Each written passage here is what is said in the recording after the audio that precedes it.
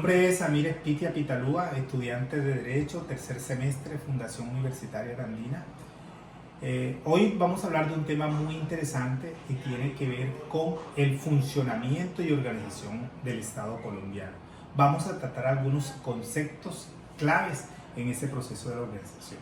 Bueno, partimos por decir que la Constitución del 91 define a Colombia como un Estado unitario con separación de poderes, inspirado en democracias liberales europeas y norteamericanas.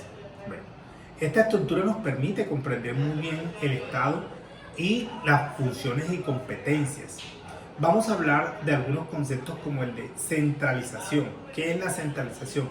Es el modelo en el cual el poder político se concentra en el gobierno central y se caracteriza porque las decisiones las toma el gobierno central, porque limita la autonomía territorial, pero porque también permite aplicar políticas uniformes.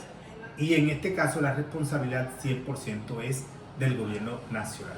Ejemplo de ellos, Ministerio de Hacienda, que planifica recursos para toda la nación, las políticas de salud, las políticas de educación que se diseñan desde Bogotá. Continuamos hablando de la desconcentración. La desconcentración es la delegación interna de funciones, cuando una entidad administrativa cede o delega funciones en otras oficinas o dependencias de su jerarquía y de su misma línea, sin perder su autonomía. Se caracteriza porque no hay autonomía política administrativa, se mantiene la unidad de mando y facilita la prestación de servicios en todo el territorio colombiano. Ejemplo de ello, las direcciones nacionales del SENA, de la DIAN y del ICBF, entre otros. La delegación. La delegación consiste en que una autoridad delega funciones a otra autoridad bajo su jerarquía y competencias, pero bajo su subordinación y sin autonomía. Esta se caracteriza porque es voluntaria, es temporal y es revocable. No implica cesión de competencias, simplemente las delega. Y el delegatario sigue siendo el responsable de ellas. Ejemplo de ellas cuando un ministro delega funciones en un viceministro, un alcalde en uno de sus secretarios de despacho. Otro de estos principios de la organización es la descentralización.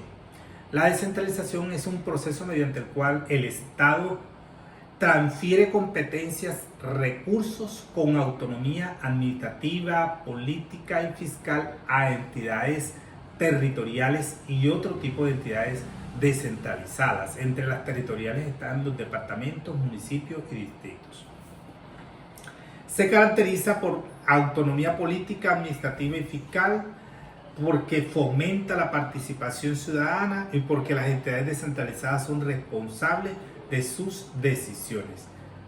Tipos de descentralización. Tenemos la descentralización territorial, que comprende departamentos, municipios, distritos y otros. Tenemos por servicios, que son los hospitales, las universidades, y por colaboración, que son las concesiones y alianzas pública-privada.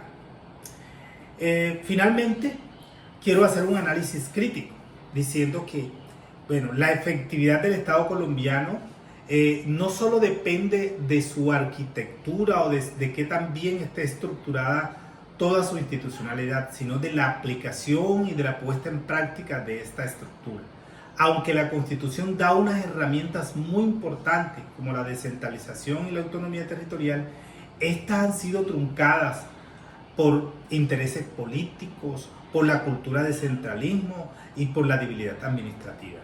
¿Qué se propone para superar esas limitaciones al proceso de descentralización?